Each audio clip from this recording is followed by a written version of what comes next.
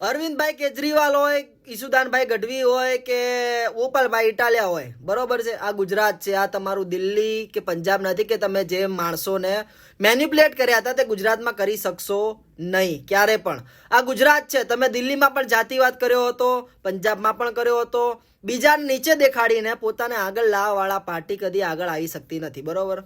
તમે પટેલ વિશે હમણાં જે બોલ્યા હતા કે પટેલના નીચું દેખાડ્યું છે ભારતીય જનતા પાર્ટીના. અહીં કોઈ પણ જ્ઞાતિ હોય, પટેલ હોય, ક્ષત્રિય હોય, બ્રાહ્મણ હોય કે શુદ્ર હોય, બધા જ એકબીજા માટે ભાઈ સમાન છે. બધા એકબીજાને ભાઈ માને છે, ભાઈબંધી હોય છે, ખૂબ જ રીતે હળી મળીને રહે છે.